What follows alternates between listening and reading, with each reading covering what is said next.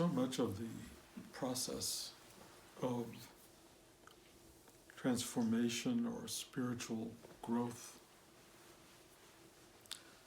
is actually dealing with what I would call old stuff, the old stuff. And we all know we have old stuff. Some of it's labeled, some of it's filed away, some of it we don't want to know about. Some of it is so worked into the structure and the system of our personality, of our day-to-day functioning, that it's relatively invisible to us. But it tends to be a formative obstruction in your life, in our lives. It's so ingrained and established that we wouldn't know who we were without the old stuff.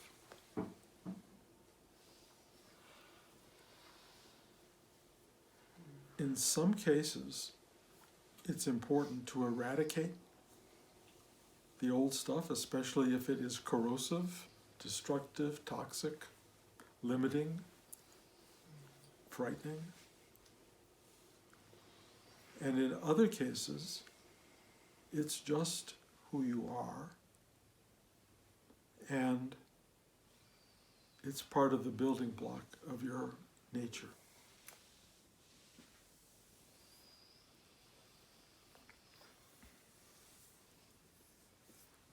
The stuff that needs to get removed, changed, altered, transformed, has a way of announcing itself.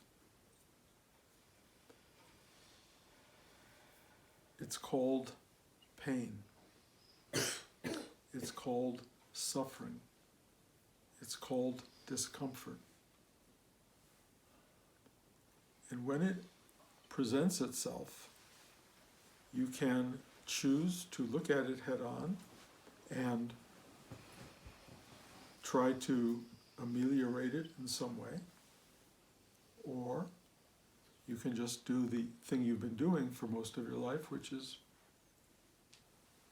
look the other way.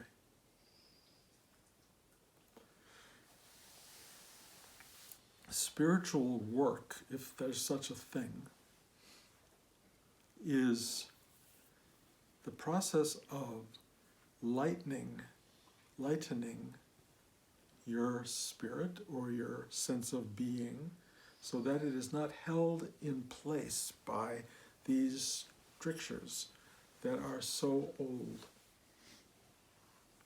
so patterned, so woven into the nature of your being. What's interesting for me, in having had the incredible blessing and good fortune to know you guys over a long period of time, is that I can now see possibly what you don't see. I can see the holding pattern. I can see the resistance, the rejection, the underpull of so much of what goes on inside you. And I can feel it, not as judgment, not as something that diminishes you or makes you less, but the thing that defines you, that holds you into a place that will become constricting and suffocating if it hasn't already. Most of us live a life in which they call them demons sometimes, but these old forms and old patterns become unbearable. We don't want to live with us anymore. We don't want to live with the anger. We don't want to live with the blame. We don't want to live with the frustration. We don't want to live with the hard stuff that just seems never to go away. Well, you don't have to. But you have to develop, one, a will, two, a practice that is willing to change. And to change the unseen, unknowable part of who you are. And the only way you can do that is to expose yourself to that stuff. Day-to-day life doesn't do that. I mean, it does, but you're not paying attention. Day-to-day life doesn't show you how often you get angry in traffic. It doesn't show you how angry you get at your spouse or how frustrated you get by the same old pattern. It's just patterns in such a deep way that they don't reflect. There's no consciousness. They're just there. And after a while, they are so defined as you that people don't know you without it, and nor do you know yourself without it. Spiritual practice is getting to a place of quietude or stillness, or, if you will, a higher vision or awareness of self that you can look down upon or look deeply within and see this stuff. You can just see it. And when you see it, you can run from it, which you've done for many centuries or perhaps just decades. Or you can go, huh. You won't like it. Trust me, you will not like it. But you will see it. And then you can figure out, what do I do about it? What do I do about that? How do I change me? How do I change the fundamentals of me? Well, Rudy had a practice, which I've really loved, called asking for help. He called it to surrender. Because a lot of the time, these formations in ourselves are so powerful that we can't actually change the dimension of it. It's kind of like a house. I mean, most of us don't tear down a house because we don't like the fact that this room doesn't face the right direction. You learn to begin to live within the space that you are with a different attitude. You go, oh, if I put a table here, I put a chair there, if I maybe add a window, that whole space becomes something else. I become something else. These small alterations, which consciousness will give you, tell you, rearrange the furniture inside yourself, and you will be different. You will feel different about you. You will be happy to walk into a space that used to obstruct you and used to repel you. And this is a big deal. You have the opportunity to change who you are. If you can't change the structure, you can change the attitude with which you live and with which you enter your life. Some of these things need repair. They're really rusting, leaking, molding. They're problematic. And they lead to dis-ease or disease or real problems inside you. And they can pollute the entire system of your being. And if you don't address them in some way, go to the doctor or the teacher or the whatever and say, please, what's wrong? Can you help me? They just sit there and fester until they become life-threatening or life-ending. These things often need to be diagnosed, and often we're not good at diagnosing them. But the idea of going to a teacher or a doctor or a therapist or whatever is that they will help you see this thing and possibly give you some directive, some help, some inspiration, something that will help you alter and eliminate possibly this disease within you.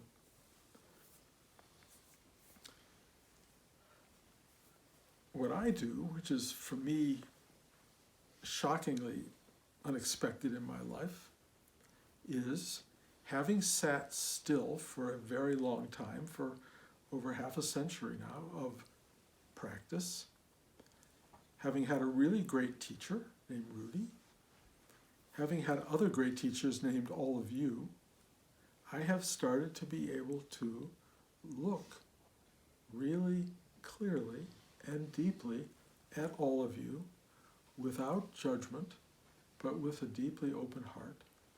And I am able, through what I believe is called empathy, to feel into you. But I enter into you with a very real newness. I'm not the old you looking at you, I'm a new you experiencing your stuff. Some of you I've known a very long time, for decades, and so I really have watched the things in you that have grown, and I've seen the things that haven't grown. But now, having worked all these years to sit still and enter into you as you open up to receive this other vision, this other entity, this other spiritual awareness, as it comes into you, it goes right to the heart of the problem. It goes right to the old stuff. It is not polite about it. It doesn't take a lot of time. It goes right in. And now, as those of you who are sitting in this class are aware, I do a lot of mudra work. My hands, they find the way in, the way dowsers find their way to water. It goes into the system, and it actually, in a psychic way, touches the painful area. It touches the thing that needs to be fixed, calmed down, reawakened. It's a little bit like Motrin going in, or it's a little bit like serum of consciousness and awareness. It just comes in and it calms the system, and it allows even for some very minute but very real operations to take place, which are happening through me, because I'm not a doctor, I'm not a therapist, I'm not anything. I'm just someone who learned to sit still. And in learning to sit still and open, these things are very clear.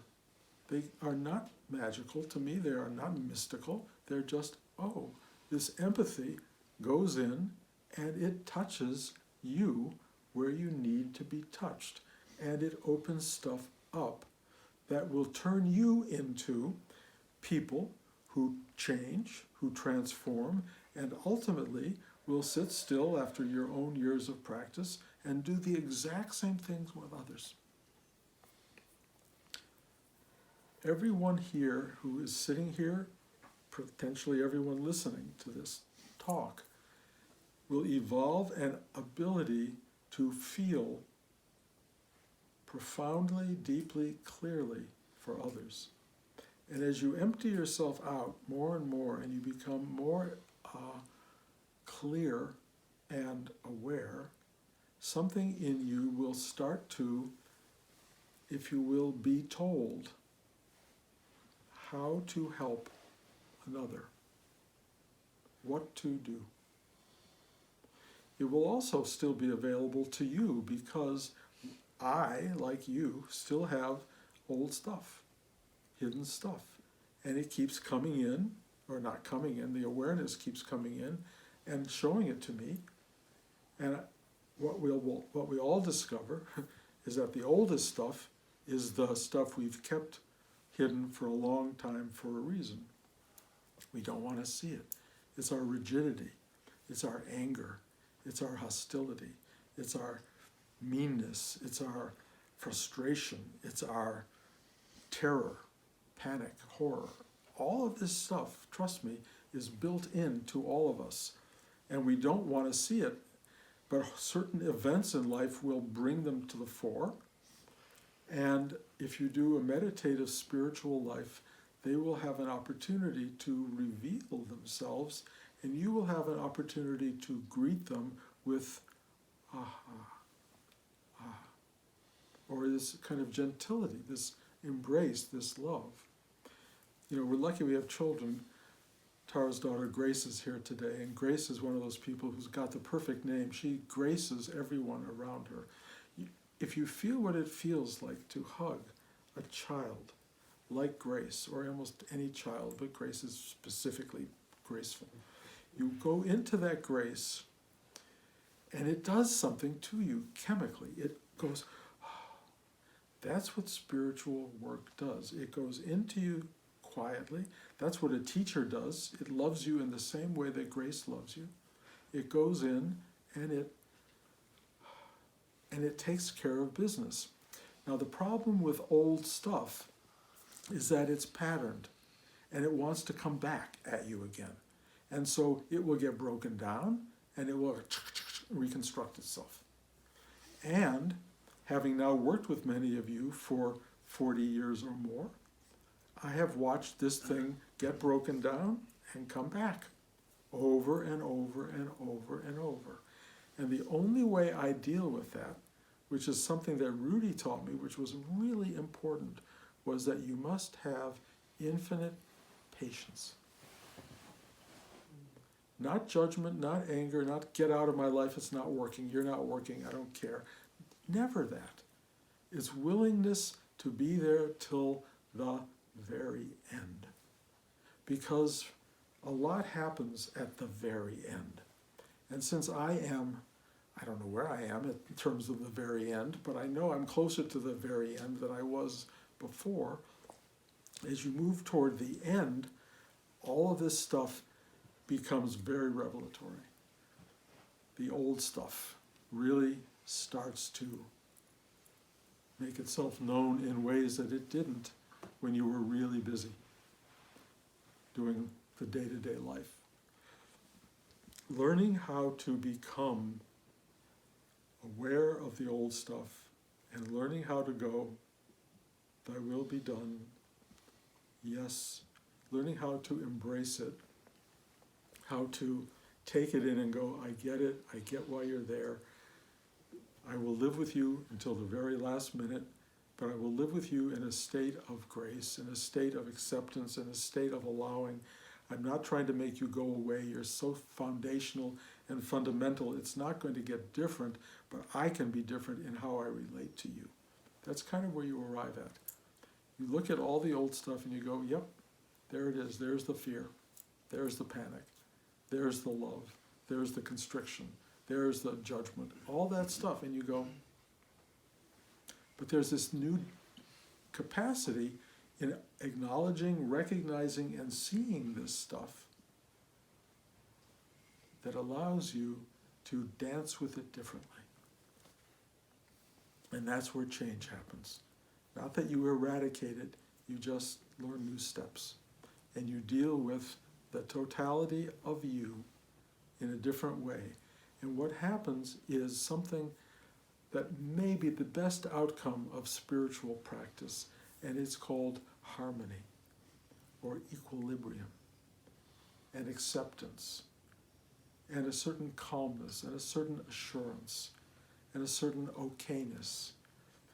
If you're looking for something celebratory or highly recognizing, I don't know that that's exactly what happens. It may happen for some people. But for the bulk of us, what we can arrive at is, oh, and you start to feel something like, this is a really sweet day. This is a good day. Or this is a complex day. Or this is a difficult day. Or the old stuff is radiating around me. And you can just go, okay. And then you start to realize, I do, that this old stuff, in its familiarity, is what you're made of. It kind of is you. It's kind of like, oh, I know me. This is who I've been since I was 4 years old. And there's like a line that goes between the 4-year-old and the present tense, and you just feel like, that's who I am. That's who I am. And instead of it being like, oh God, why am I like that? It's like, oh, that's who I've been for 76 years. And there's an incredibly strange, peace may be the wrong word, but it's something like that. Because it doesn't feel peaceful when you're still caught up in stuff and you feel it happening. But it does feel like for the first time in your life you can see it and you can go, okay, this is what it is, this is how it is. And that accommodation, that a willingness to be you no matter what, changes. I mean, interestingly, it changes nothing except how you relate to that old stuff. That change is dynamic, powerful, important, worth it. And it's worth spiritually practicing day by day by day to arrive at a place of surrender and acceptance and be willing to ask for help for that to occur. Ask it inside. You can even ask it from the people around you. Please help me. Please help me. The people who love you will help you. The people who don't love you will torment you. They may still love you, but they don't know how to love you. But they will torment you. And those people you go, that's what they do. That's their job. They're tormentors. It's not what they want to be, it's what they are. So you can forgive that, back away from your own suffering, or accept it as it is, get the pattern, know the pattern, it's been going on since you were a little child. You just go, okay. And then there are these really beautiful things that happen along the way, and you can begin to plant the garden, if you will, with beautiful thoughts and beautiful memories and beautiful occurrences that took place over your life.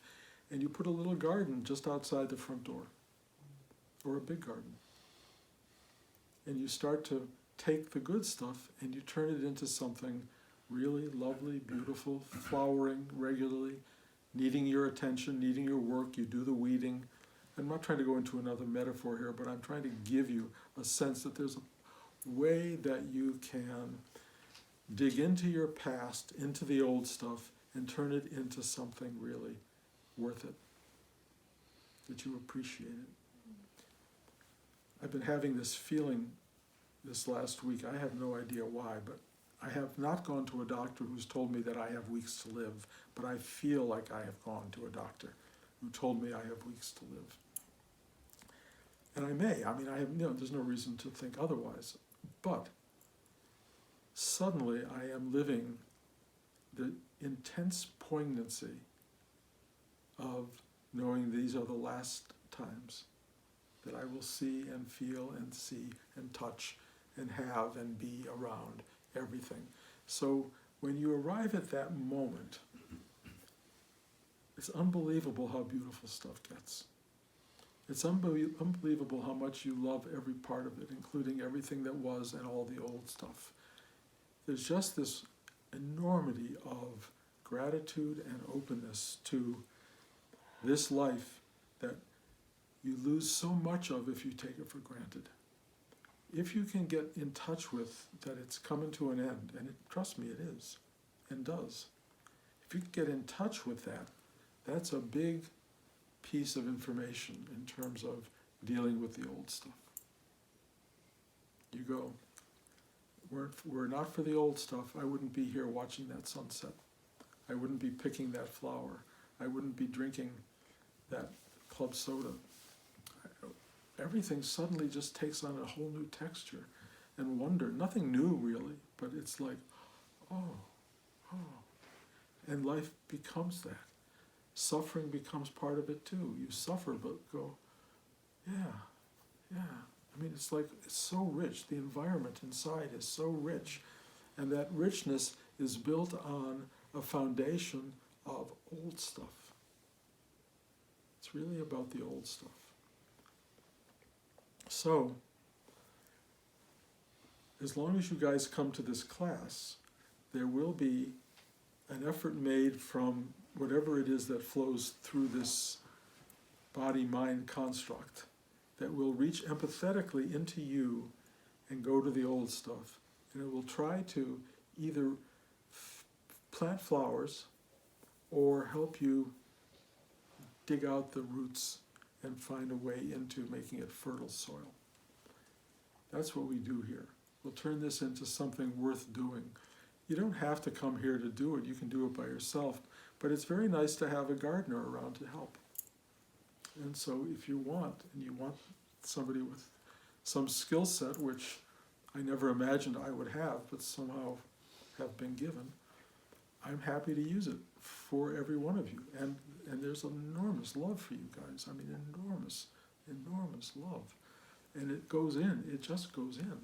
And so make yourself available. Come. And here it is. If not, that's fine too. Do the work on your own. I don't need to do this, but I feel greatly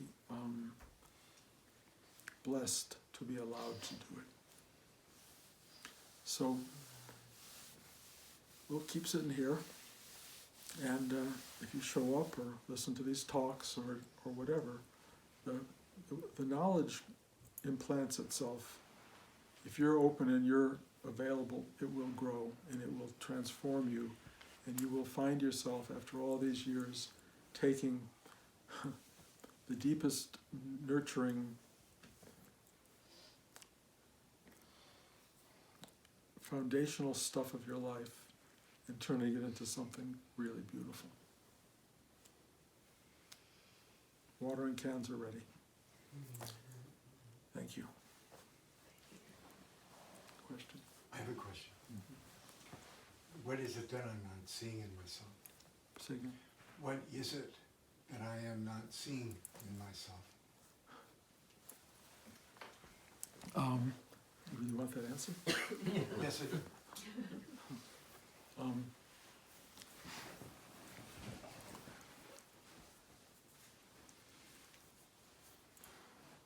When I sit with you, I sense an enormous amount of structure from when you were very young, and that it is unchallenged on some level, or has been unchallenged on some level, and that it is constricting. And I see you fighting against it and growing beyond it in many ways, but I see small parts of it that you don't have access to. Some of it has to do with love. And some of it needs to be reborn and renurtured. And I feel the direct line into that space, and this love comes and goes there. And it starts to create a kind of, Rudy would call reparenting for you. It's a rebirth of something that wasn't fed properly in the original version, and it starts to awake, and I watch it do that.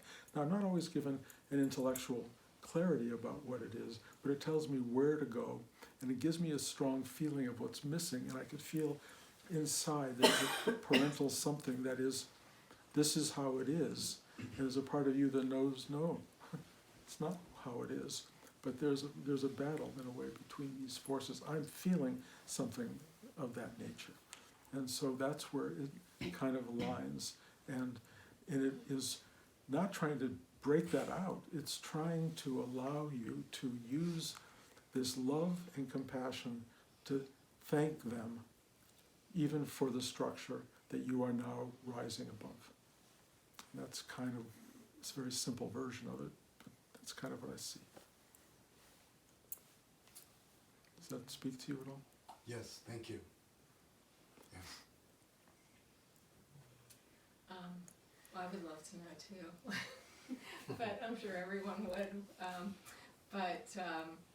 Yeah, if you have any desire to share what you see in me. But I had a question about surrender.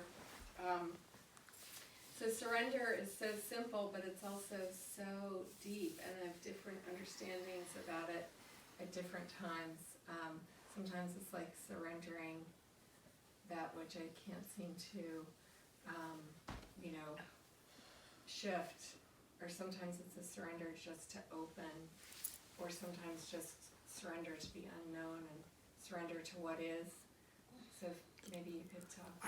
I had the exact same problem. I've had that word is the most complicated word that I know, and it comes up over and over and over. I mean, just even in the lexicon of normal thought, surrender is a negative thing. I give up. I lost. I failed. I surrender. In these terms, of course, it's like I give myself over to something that I cannot control or deal with. So in a way, I did lose, but in another sense, the loss of the ego-minded personal self, giving itself to something bigger, is not in any way a loss. It becomes a major gain on some level. And so there's so many interpretations of surrender, and I think it's meant to be a word that doesn't hold one form. It's really whatever is involved in this particular moment. But if you really go into that moment and try to find what does it mean now, it will tell you.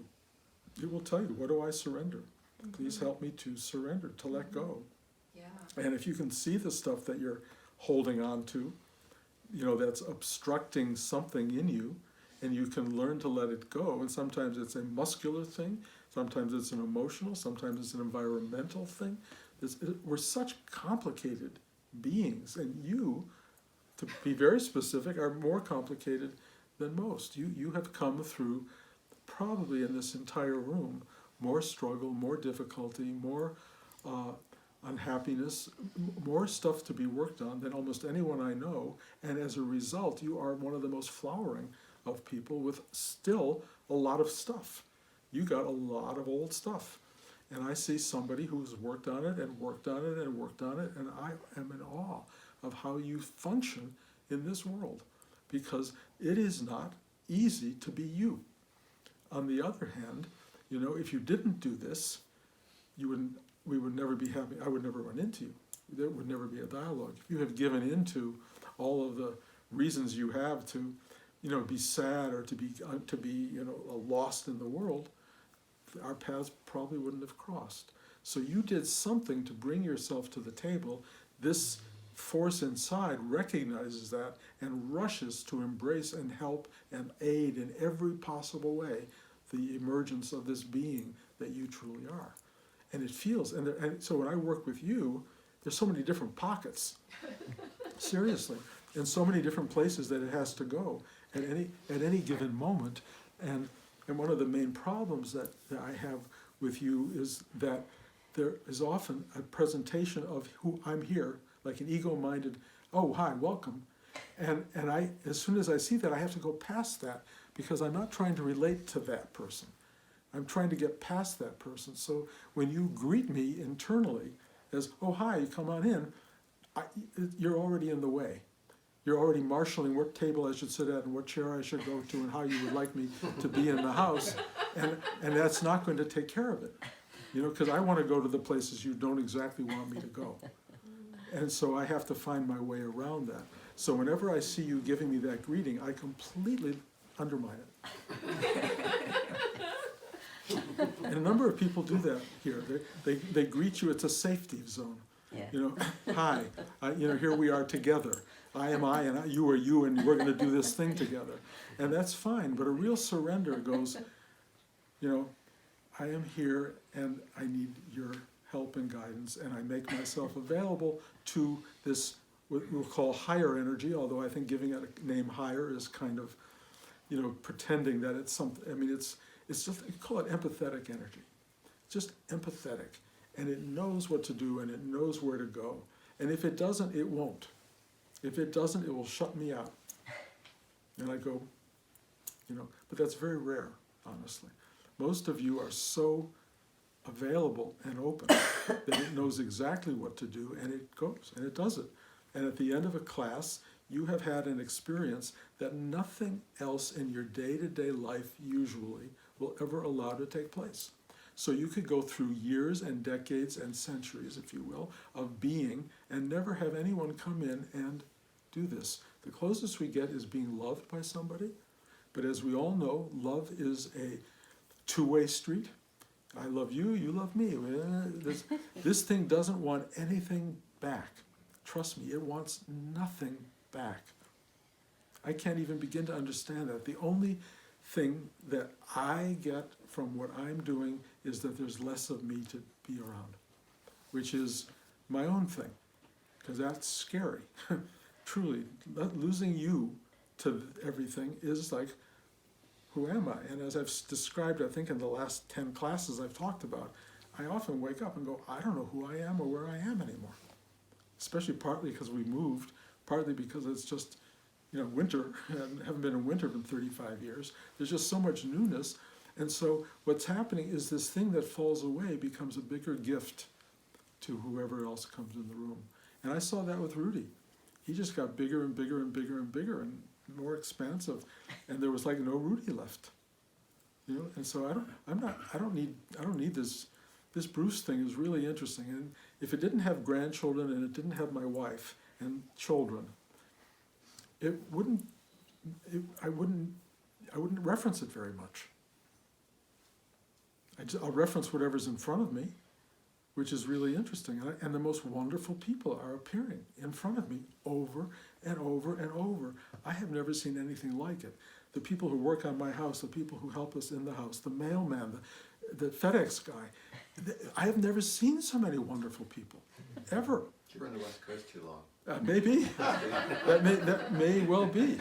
But all I can say is wherever I have arrived, I am finally seeing there's something incredible, really beautiful going on. And all of us will have access to that. All I'm trying to do is empty us out, which is the process of acceptance, not of rejection. Dealing with the old stuff, not as something to be tossed away, but to be made to fertilize it and turn it into something that can grow things. Anyone else? How do I use the energy and the healing that I receive in class to integrate that into my life? Is it gratitude? Is it joy? I mean, where? You don't. The idea that you have to do something is already a little bit part of the problem.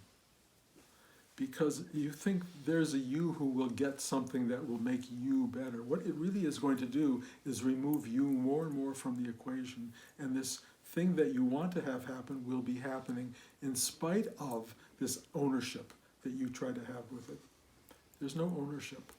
You will be a better person, but if you walk around thinking I'm a better person, you're co-opting the problem.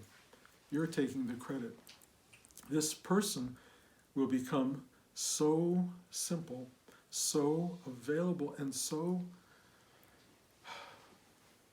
saintly in a way that there won't be anybody there posing as the owner of kindness and goodness and gentility. There's no, that person falls away, and all that's left is kindness, gentility, nobility, but nobody owning it. You know it when you see it.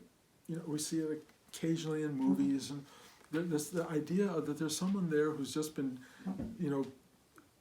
fixing your shoes for 40 years, and there's nothing but the kindness of how they take your shoes, how they make them better, how they hand them back to you. I mean, that's an old idea. Nobody fixes shoes anymore. But what I'm trying to get at is there are certain people who just become this, and you'll never know it because it's not announced. It just is. All you have to do is leave here and be you as quietly and simply as possible.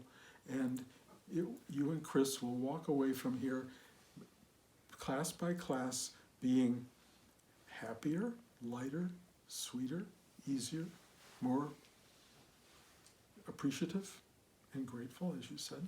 And that's how you know that it's working.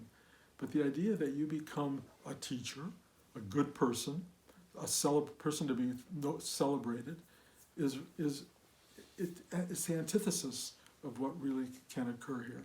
In the end, we become nobody, or nobody special. And being nobody special is so wonderful. Because being special, if you watch these shows on TV with all these special people, it's like, oh, what a burden. It's such a burden, And I get it, I mean, I had a period of life where I thought I was special. And I grew up I was around a lot of people who still are on TV being special, sharing their specialness with the world. And people stand up and applaud, and they're so like, oh yes, love me, I'm so special. That all has to get washed away. And if you don't work at washing it away, the death process will do that. And it will not be an easy process. Because there's a lot of you to scrub. That's why it's a life's work. That's what Rudy said. Life's work. Become nothing. Just become nothing. Dan, did you have a question? Well, I did was interested if there was something you were seeing that was in my blind spot that might be helpful for me.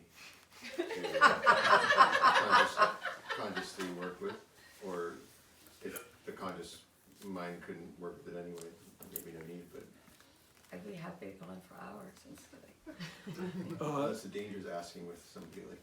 No, of course, it is a danger, and in the simplest, politest sense, you are a true seeker, but you're looking to find something, and you won't find anything, and that creates problems of sorts. And there's a realization that's waiting to happen, and when it happens, it changes the dynamic. I mean, I totally get it. I totally love you.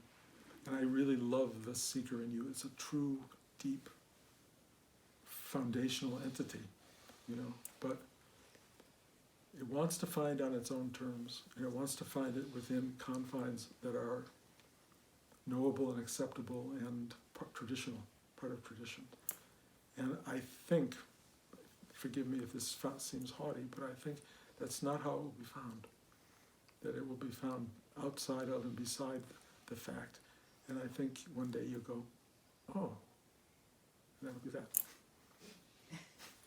But if anyone is poised to discover, it's you. On the other hand, it's the fact that you want it to fit in a category that will cause it a problem. And I keep trying to undermine that category. And really, that's what I do. I walk in, I go in there with you, and I empty drawers. And I go, nope, nope, nope, nope. And it tosses it away. And you're very responsive to their being thrown away. I don't see anything in you going, you know? It's like, I think you know what I'm talking about. And I think that, you know, you can be, in many ways already are, a great spiritual entity, capable of bringing great insight and clarity and beauty to people's lives. That's what I see. But the tragic flaw, meaning that it will be comprehensible, that you'll know that there will be an award, that there will be a certificate. And I'm telling you, if there's a certificate, throw it away, because it's not about that.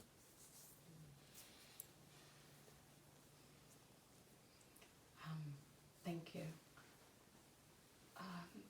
I'm wondering, I'm about to have to go into a dramatic legal process with something that's very precious, which is to me the only thing that's precious, my daughter. So I'm wondering how to do that. And to me it's like this huge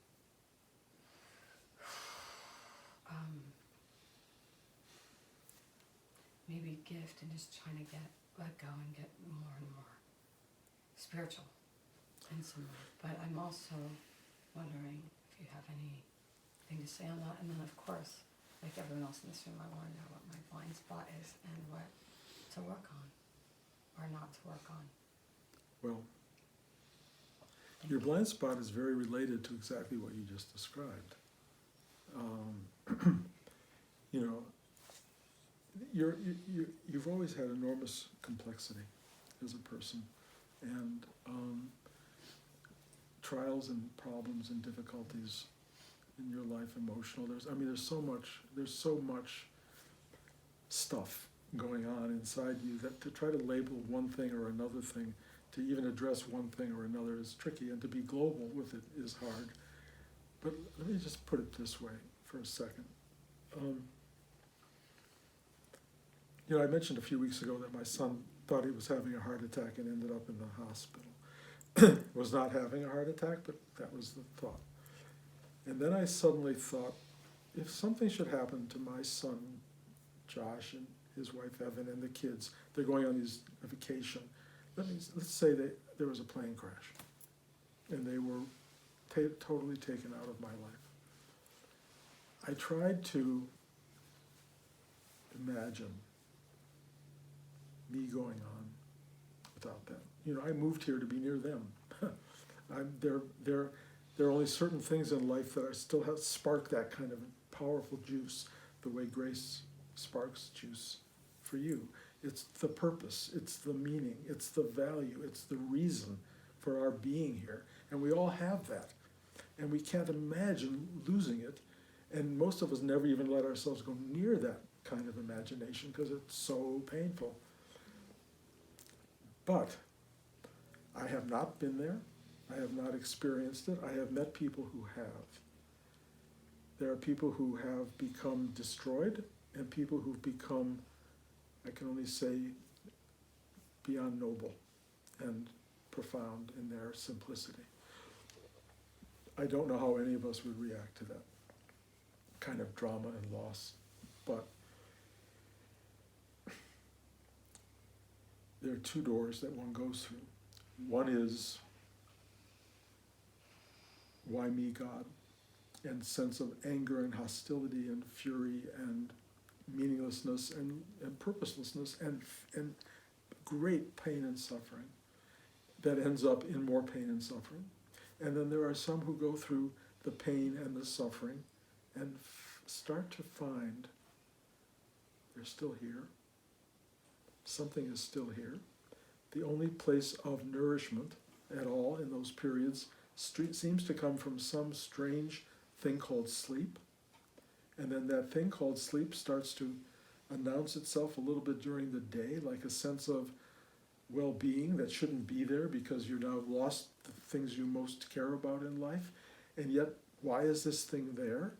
And then you realize you've got nowhere else to go to get out of the pain except into that almost sleep-like thing, which is called being.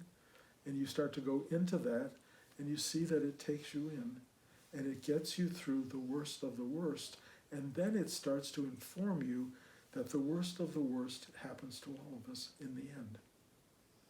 Nobody leaves this world without experiencing the loss of everything. And if you don't know that space of recovery, of redemption, of rebirth, of true love, which is inside you, and not only is it inside you, it is the very essence of what and who you are.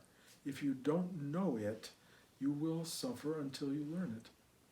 But it's the promise of this is Christmas, almost Christmas Day. Christ came to teach us what I'm saying.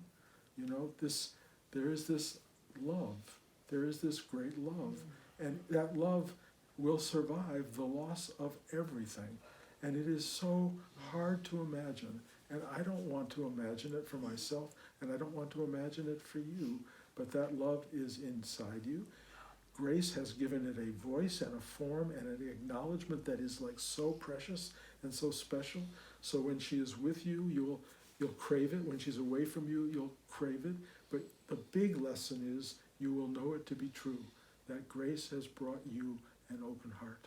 She has brought you love that will carry you into this space ultimately from which all love comes, and she is only a manifestation of that love. It all gets unmanifested in the end, all of it. And we are all on that ride. Some people stare at it. I have this absurd obsession with the fact that life only means something because of death. And I have written movies about it, you know. It makes me like a sick guy in some sense in the world, but on the other hand, it is the truth. And the truth is, we will let go of what we care about. And the true thing about grace is she will bless your life, already has, to the last second of your existence. She will be there at the core, no matter what happens in your life. She is your ticket, your doorway to this thing called love, and you're already there. So it's a beautiful thing. I hope whatever's going on is not too complicated, but but that part of the bargain made in her birth was stuff that you're going through at this moment. So I'm sorry for it on one level, but I know it'll deepen you in many ways. And there are a lot of other people around you who will love you in times where you feel abandoned. And just hold on. Does that help? Okay. So for about the last half hour while you've been talking, I've been feeling a constriction in my heart. I mean, I guess that's what it is. It's not a comfortable feeling. feeling. It's not an open feeling, or maybe it is open and there's pain there, I don't know. My body's not been a comfortable place to be for a while now, and the other piece, maybe the bigger piece, I don't know. I mean, I actually noticed something very different about you today, as soon as you sat down, and then when you talked about the few weeks thing, idea that you had, I was like, I don't know what's going on, but something's really different today. I've only been coming a few weeks, so. My mom had a stroke 4 weeks ago. Yeah, you knew that. She came home on Friday, and it was such a blessing for her to be able to come home from a rehab hospital, and she speaks very differently now, uses different words for, all the words are jumbled up. She knows who we are, and she walks, and, you know, I slept with her last night. I slept in her bed with her, and it was so beautiful. I mean, she's kind of starting to float off into this other place because there's not a lot anchoring her right now, except for she knows this is her home, and she loves us. She's just loving all over us. Like, I've never had so much love from her. I mean, maybe I did, but I don't remember. Calls us sweetheart, thank you so much.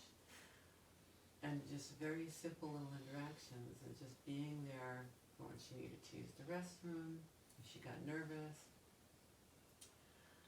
It was such a precious night, even though the sleep was interrupted, and there's so much, you know, drama around siblings and care. So, I mean, I was pretty sure I was going to just start by saying, I'm pretty sure I know what my block is. You have expressed your issues, and I was aware of those issues. Today I'm aware of other issues from sitting with you, talking with you, and working with you. And, you know, what I go to with you, which is very interesting, is a radiance. It's just a simple radiance that's come from you from the first time I ever met you. And I see the radiance, and I see that it is the tool that will work out all of this constriction. And so I just keep going and burning, you know, blowing on the flames, because you have a great radiant heart, the kind of heart that would get into bed with one's mother after a stroke and lie there to be close and loving. That's who you are. That's what I see. I'm not surprised by the fact that you tell me that. And I think that, you know, you come here and basically you're witnessed, and you are offered a little bit of extra fuel to keep this flame going. And it works. I mean, I see that it works. And it will continue. Will you get constricted? Yes. Do I get constricted? Yes. We all get constricted. It gets frightening. A lot of times it just gets frightening. I mean, the idea, existential truth, existential reality is like, if you can look at it directly, which is what I'm having to do, it is the loss of everything that you know, including meaning and purpose. And all it allows you is, in my case, sitting across the table from my wife. And sometimes I go, who's this? And I know it's the person I love. That's what I know.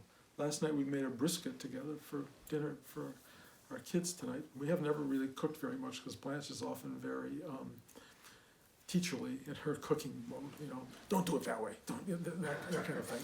And I'm always so intimidated by that. I've just said, you cook. And I finally said, I want to cook. I want to learn how to cook.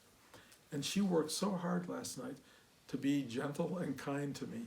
And we had such a good time peeling potatoes, peeling carrots, dusting, you know, putting all the ingredients on the brisket. And I just thought, it's taken 50 years for us to get. Long time to cook a brisket. It's a long time, but it's going to be the best brisket ever.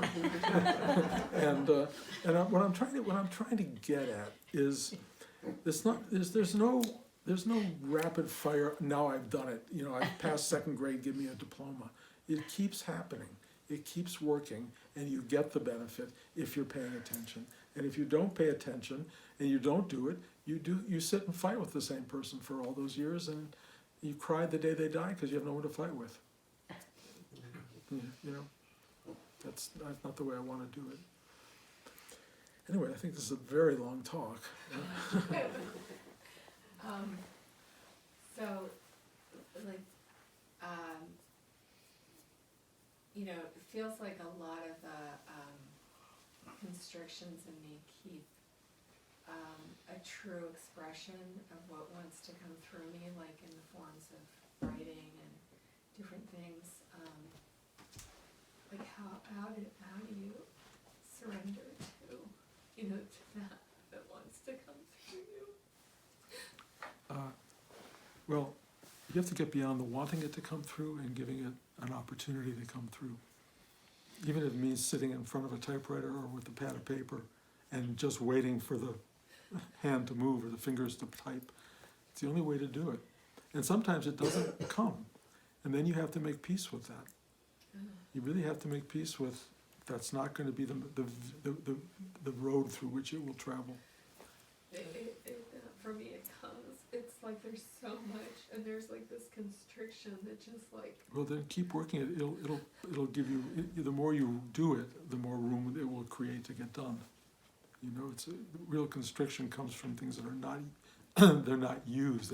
They kind of fall back in on their tightness. You have to keep it open, keep it open, keep it open, so the flow allows itself to happen. So just do that. Okay. Thank you. Thank you guys for coming. Same time, same station.